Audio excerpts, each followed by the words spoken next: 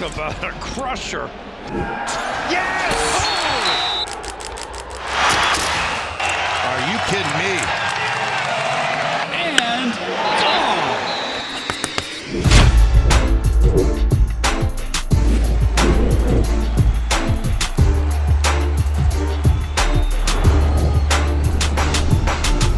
Welcome back to the Schoolyard Sports podcast. I'm the host of this podcast, Lane Frank. We're now on episode 233. There's 233 episodes through, and I got an action-packed episode planned for you. The MLB playoffs are underway. We're into the divisional round series. NFL, we just had another great week. We got another great one coming up. We're into conference play in college football, and things are ramping up to see who will make that college football playoff. And the NBA media days are rolling out, getting ready for the preseason and new season in the league. Discussing all things, episode 233. Stay tuned. Let's start off episode 233, how we always do, with our headlines in the NBA. The Golden State Warriors and Jonathan Kuminga have ended their standoff. It was a long standoff for pretty much years on if he would be traded, if he would resign, what would happen, would it become his team and they would get rid of stars like Steph Curry and Draymond Green. What would happen with Jonathan Kuminga? He gets his contract extension, maybe not as much as he would have liked, but he's a Warrior. We have not seen Jonathan Kuminga take that next step yet, like we all thought he would. Jonathan Kuminga was a top 10 pick. He's played like a top 10 pick in his career, but he hasn't been a top 5 pick type of superstar like people thought he could be one day. I think he was picked around number 7, but people thought he could take a Kawhi Leonard leap, which just hasn't happened yet. And Golden State gets him back on a relatively cheap contract, works out for Jonathan Kuminga, going back to Golden State. But they're the unction right now in Golden State. What I mean by that is they are old bunch of unks hanging around there in Golden State. Al Horford, DeAnthony Melton, Gary Payton II going back. I mean, at this point, just bring Juan Toscano back to Golden State. Let's bring everybody. Let's bring Monta Ellis back. What about David Lee, David West? Because the Golden State Warriors are not a serious team to win a championship right now, in my opinion. The unction is back in town for Golden State. Kevin Durant wants an extension with the Houston Rockets. I don't know if he'll get it, but him saying that he wants an extension shows me that he wants to keep on playing basketball and doesn't want to switch teams again. Keep an eye on that for Kevin Durant this season, wanting an extension. In the NFL, we had another great week, but we can look ahead to what's going on this week, where the Minnesota Vikings are going to go with Carson Wentz once again. It was a tough game for them in Dublin, but hey, Carson Wentz didn't play the worst game of his life. They'll be ready to go for the next week. Washington Commanders, Jane Dale still nursing that weird injury a little bit. Marcus Mariota just hasn't done a great job, but the backup quarterback position is so valuable in the NFL. I'm surprised that Marcus Mariota hasn't taken that next step as the backup for Washington, because that was a terrible loss to Atlanta. It's also on the defense too, though, because if the Panthers can shut out the Falcons, I don't get why the Commanders have to give up 34 points to them like they did last Sunday. Dillon Gabriel is going to be starting this week for the Cleveland Browns. If you asked me a year ago, I would have said Dillon Gabriel would never make an NFL start in his career. He's doing it in the second month of his NFL career. Congrats, Dillon Gabriel, on that one. Bench Joe Flacco, Dillon Gabriel in for Cleveland. Bryce Young still struggling a little bit. It's an up and down roller coaster. It's always been up and down roller coaster for Bryce Young, but especially right now. You shut out the Falcons 2 weeks ago. You put up 13 points against the Patriots the next week. I don't get it for Bryce Young. He's inconsistent. I thought I could see more out of him this season after the season he had last year at the end. There's been no leap to this season, in my opinion. Jackson Dart and my New York Giants are rolling because Cam Skadaboo is the starting running back now, and Jackson Dart is the starting quarterback. They've got that swagger to them, and Brian Daboll loves it, and that's why they just took down the undefeated Los Angeles Chargers to get their first win on the season and the first win of the J. Dart Skadaboo era. CJ Stroud, it might be time to be worried about him. He said this week, he feels like he's not as explosive as he used to be. He feels like his athleticism just isn't there anymore. Now, if he was a 35-year-old quarterback like Aaron Rodgers, that's a fair statement. He's 23. He said, back when I was in high school, I was 180 pounds. I could move around on that field. You're 23. You shouldn't be hindered that much with no major injury in your career. Has CJ Stroud even missed a start in his career? I don't think so. CJ Stroud, to say that, a little bit concerning to me. The Ravens are still struggling, and injuries are just going to be added on to that. Lamar Jackson won't be playing this week. Justin Madubuike is out for the rest of the season. They're 1-3, but I think also some people need to hit a little pause button on that panic. They lost to the Bills, the best team in the NFL. They lost to the Chiefs, the two-time Super Bowl champions in the past 3 years. They lost to the Lions, who were the number 1 seed in the NFC last season. Let's pipe the brakes on collapse. Ravens, I think, will be just fine to make the playoffs, but I don't think they can compete with the top teams in the NFL right now, and their record against those teams this season shows that. The Packers and the Cowboys had a great game on Sunday, ending in a tie. Shows me a lot of growth for both teams. Packers' offense was great. The defense of Micah Parsons could be better, but it showed up in overtime and the goal line when it mattered most. For the Cowboys, the offense was clicking, even without CeeDee Lamb. George Pickens looked like a Pro Bowler. He was balling out there. But for another team, Tyreek Hill, out for the rest of the season. That's a crusher for Miami. Crusher. Because when you think of a team like Dallas, they can move on without their star guy like CeeDee Lamb. They can win games. They can do well in games against good teams. For the Miami Dolphins, I don't even know if they can do well in games with Tyreek Hill. So for him to be out for the rest of the season, real crusher for them. He didn't seem too angry about it. He seemed relieved, if anything, but maybe that's just shock in the moment. Tyreek Hill out for the rest of the year. And last thing in the NFL, the Cincinnati Bengals are still collapsing. After a 2-0 start, they're 2-2, and I don't see another win in their schedule for a very long time. Tough stuff there in Cincinnati. In the MLB, we've got the playoffs going on right now. What a great wild card series we had all across the board. Get ready for my playoff predictions coming up later on this episode. But Schoolyard Sports, NFL Game Day, coming up next.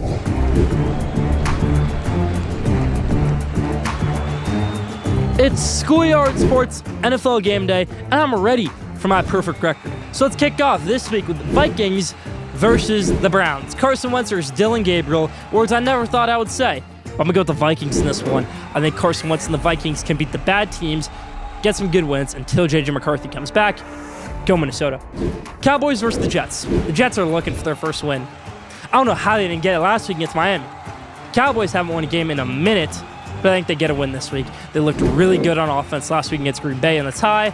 Cowboys over the Jets. Broncos versus the Eagles. A little Sean Payton action here against Nick Sirianni. I think the Eagles are still the best team in the NFL. I don't see the Broncos tripping them up, even after their good win last week in offense and defense. I'm going to go with the Eagles over the Broncos. Texans versus the Ravens. Texans have no heart. The Ravens need a win. Ravens over the Texans. Buccaneers versus the Seahawks. Two teams I really enjoy to watch. Seahawks, great defense. Buccaneers, solid offense. But the difference here will be, I don't think Bucky Irving will play in this one. I'm going to go with the Seahawks over the Buccaneers. Them add scientist on defense. Mike McDonald gets a big win over Tampa Bay. Chargers versus the Commanders. I'm going to go with the Chargers in this one. Commanders are still reeling. Jane Daniels, even if he plays in this one, is banged up. Chargers need a comeback win after a rough loss last week to the Giants. They moved to 4-1. The Jim Harbaugh Chargers. Patriots versus the Bills. Patriots got a nice win last week, but the Bills are the best team in the NFL. Bills over the Patriots. In the last game of the week, Chiefs versus the Jaguars. A little playoff match from a few years ago. But I'm going to go with the Chiefs in this one. Trevor Lawrence needs to progress a little bit more. Brian Thomas is having a slow start to the year. Chiefs get an easy win right here. Great win last week against the Ravens. Another great win this week. They get to 3 straight wins on the year. Kansas City Chiefs. And that's about it for Schoolyard Sports NFL Game Day.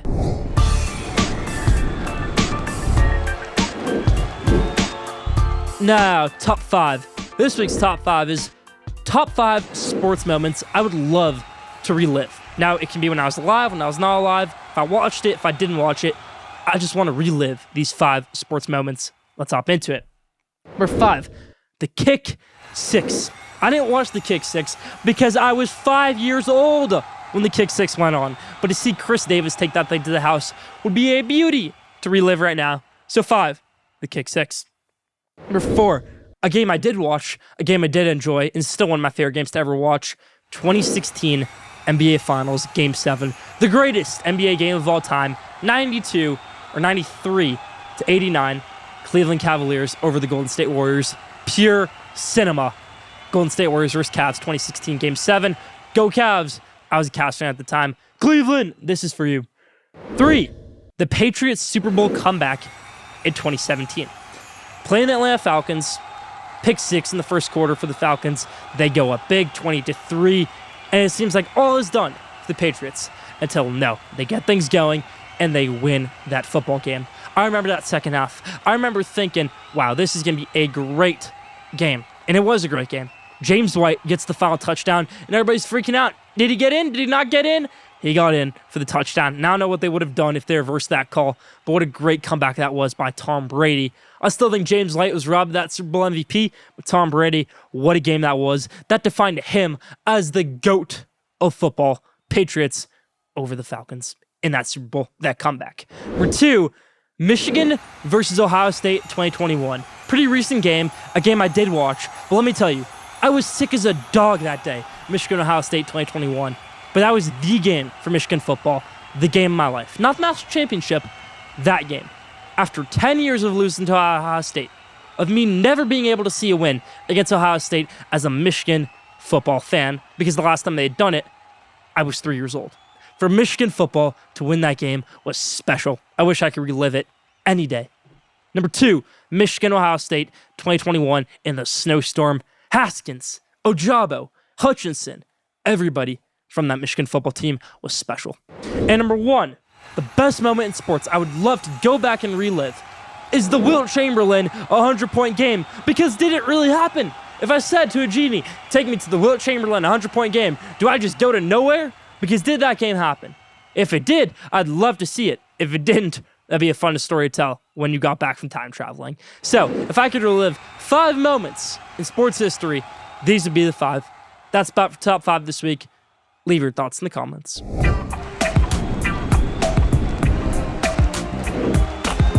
Now, did you know? This week's Did You Know is, did you know the first ever NFL televised game was between the Philadelphia Eagles, wait for it, the Brooklyn Dodgers in 1939. Yes, the Brooklyn Dodgers had a football team at the time, and they won that game.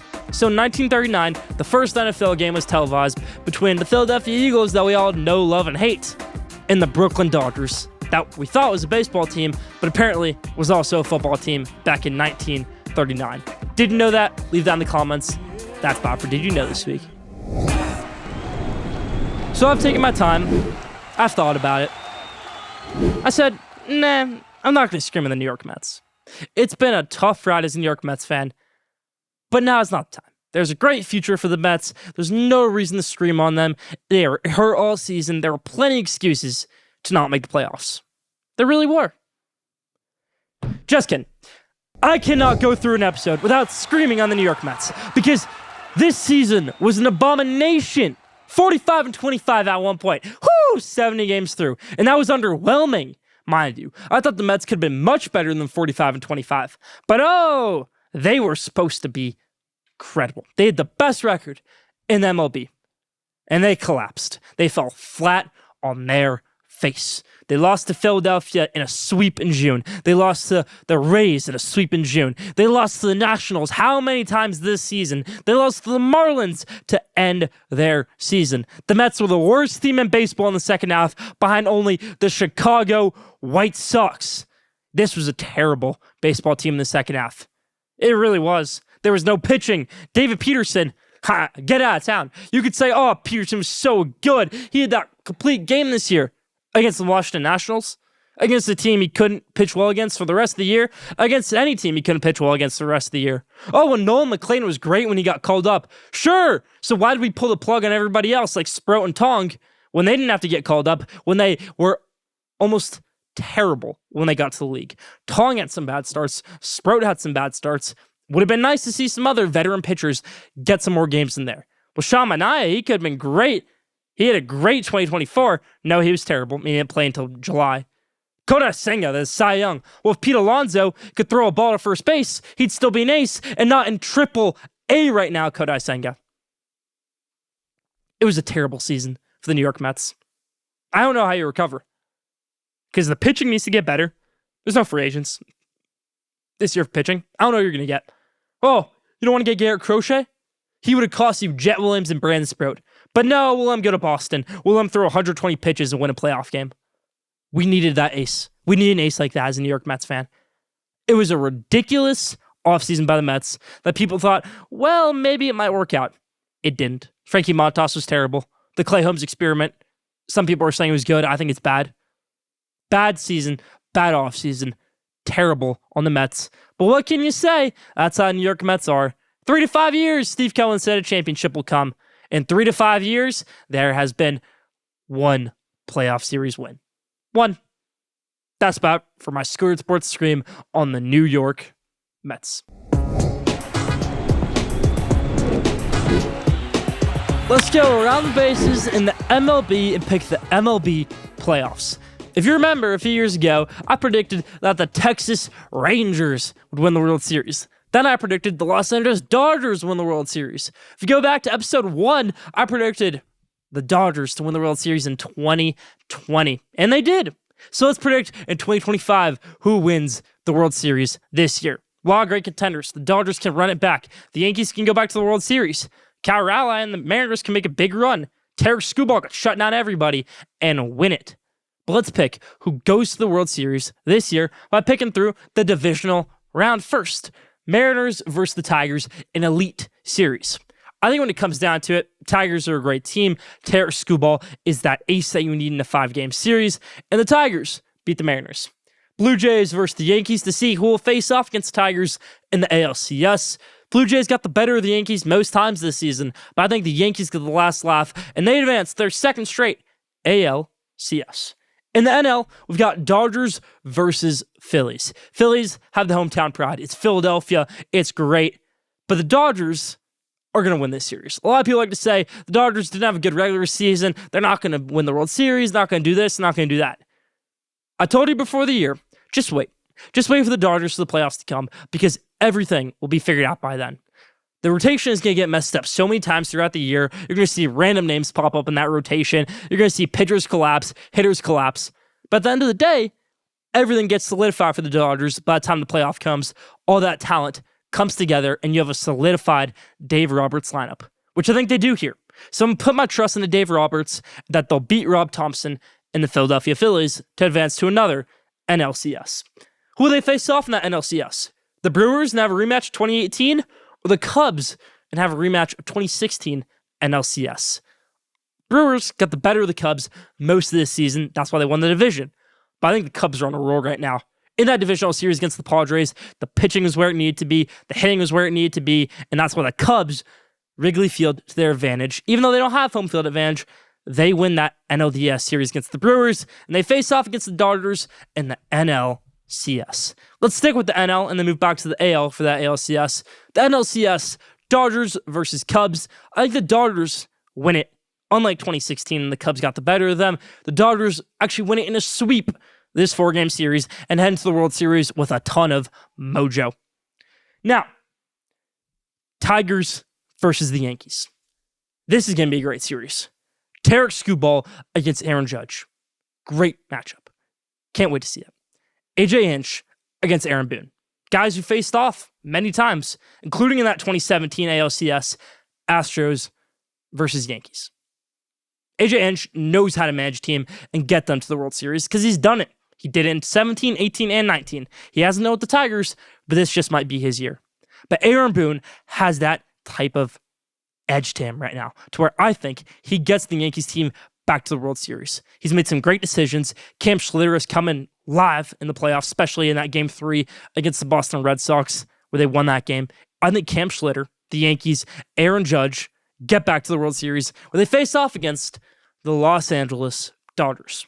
In that World Series, I'm going to go with the Los Angeles Dodgers to repeat over the Yankees, and I'm going to go with a guy who didn't have a good regular season, but is going to have a great World Series to be MVP of the World Series, Mookie Betts. So let's run it back, LA. Back-to-back World Series for the Dodgers. That's about for Around the Bases this week.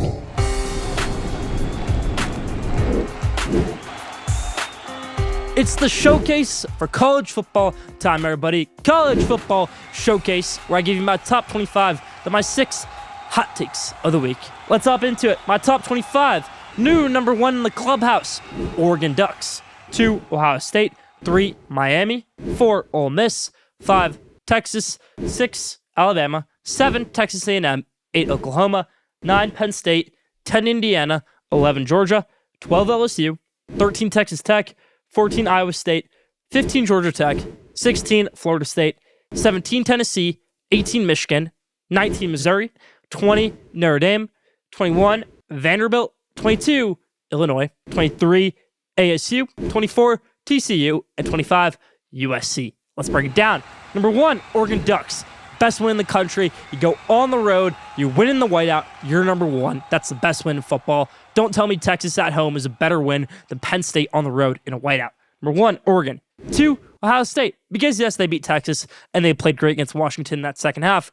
They're still number 2 in the country. Miami at number 3, they just keep on moving up. Reuben Bain Jr. is incredible. Carson Beck does what he needs to do. And they get battle tested this week against Florida State. So look forward to my pick in that one.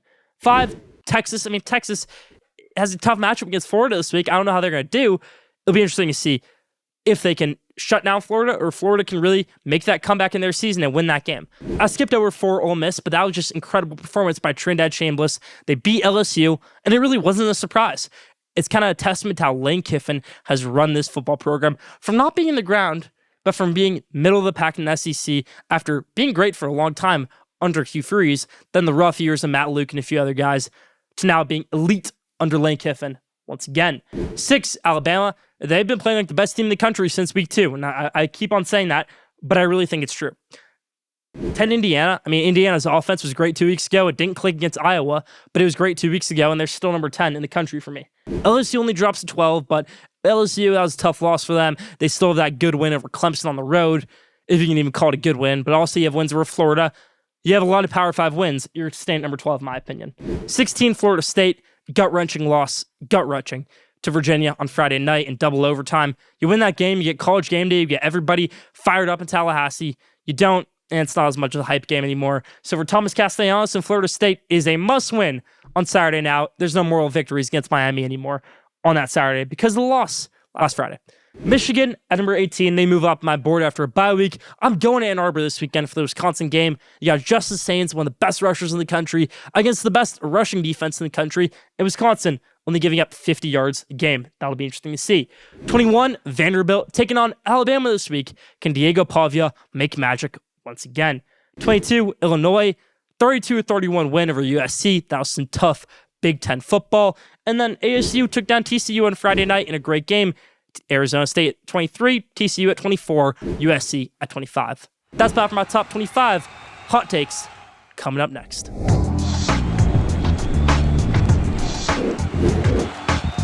The room's on fire because we got the hot takes burning through the building. The 6 hot takes this week. We've had a great year on hot takes so far. I'm looking to add on to that in college football week I can't even remember. Week 6 of the college football season. Let's hop into it. First one, Iowa State over Cincinnati. Now, Iowa State is a ranked team, but they're an underdog to Cincinnati on the road. I think Iowa State is the best team in the Big 12, and that's why I've got them beating down on Cincinnati on the road. Big, big upset. I think they might even shut them out in this one. Iowa State shuts down their foot and shows Vegas who's boss in this one. Texas visits the Swamp, and what would be one of the greatest non-conference games 2 years ago is now an elite conference matchup, at least branding-wise. But I think Texas walks into that Swamp where people think DJ Lagway will get to click at some point, and they shut out Florida. Because as bad as Arch Manning and this Texas offense can be, that defense is the best in the country, where they held Ohio State to 14 points, where they've been shutting down everybody in the country, and they're going to do it this week against Florida. A shutout against Florida, a team that can't get yards against Miami, can't get yards against LSU, and won't even get close to any points against the best defense in the country in Texas. Louisville over Virginia. Now, a lot of people think Virginia is going to be a great team. They're ranked. They got a nice win over Florida State last week. Chandler Morris is on this second revival type of quarterback run right now. But Louisville has a ton of NIL, ton of great players in this team, very talented roster, and Jeff Brom and Miller Moss get it going after that second half comeback last week against Pitt, and they take down Virginia, and what I think won't be a close game at all. Louisville over ranked team Virginia. Alabama versus Vanderbilt. I said it in the hot takes in the top 25. I've said it all season long since week 2. Alabama's playing like the best team in the country. Vanderbilt's a good team, don't get me wrong, but they're nowhere near Alabama's level right now. Alabama 45-10 over Vanderbilt. Not even close. Sorry, Diego Pavia. Houston upsets Texas Tech. Willie Fritz gets the band going early in Houston in year 2 of the experiment. Connor Wakeman gets a great win. I think Texas Tech is a great football team, but Baron Morton is hurt. Joey McGuire, don't know what he'll do at quarterback in that game, if it'll be Baron Morton or if it'll be somebody else. I just think Connor Wakeman and Houston do such a great job in this game, and they get the W over Texas Tech. Now, the game of the week, Miami versus Florida State. Ooh, I wish Florida State didn't lose last week. This would be a great game otherwise. Like I said in the top 25, this is a must-win for Florida State.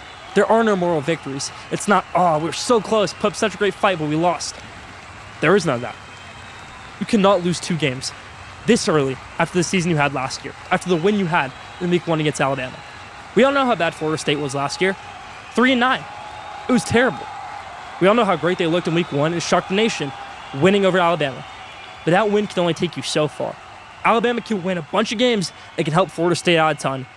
But the Noles have to do their part too and win football games. And I just don't think they do it this week. I got Miami actually crushing Florida State in this one. A common theme this week is blowouts, and Miami adds to that. Ruben Bain Jr. is all over Thomas Castellanos here. Carson Beck, they get this one going. Miami over Florida State and blowout in Tallahassee. Let's go. Canes close out week 6 with the game of the week with a win, and then move up in the rankings to maybe even number 2 or number 1 next week. That's about for the hot takes.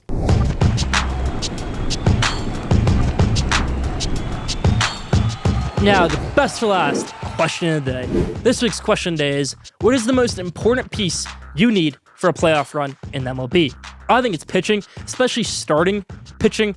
Most people might say it's a bullpen, but I think if you have great starting pitching, they can pitch in your bullpen in the playoffs, especially those 4 and 5 starters in that rotation. So that's about my question of the day this week. What is the most important piece for a playoff run in MLB? It is pitching, I say. That's about for Schoolyard Sports Land Frank, episode 233. Thank you for tuning in. Follow Schoolyard Sports on Instagram at Schoolyard Sports. Follow Schoolyard Sports on X at Schoolyard Sport. Follow Schoolyard Sports on TikTok at Schoolyard Sports. Don't forget to subscribe, rate, and review for the best sports content in the world. Be back here next week. Episode 234. Stay tuned.